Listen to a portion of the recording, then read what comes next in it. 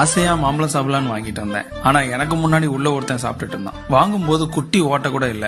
ஆனா இவ்வளவு பெரிய புழு உள்ள எப்படி போச்சுன்ற கதைய இப்ப நான் உங்களுக்கு சொல்றேன். இவன் பேரு வீவில்.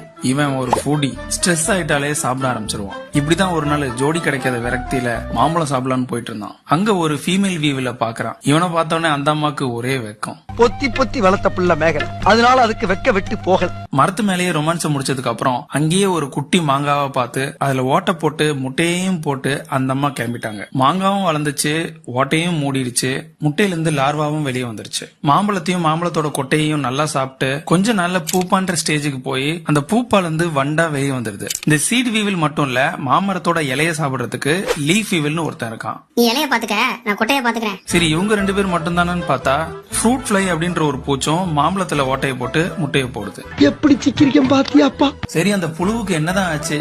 அதை இன்னொரு ஃபூடி சாப்பிட்டான்.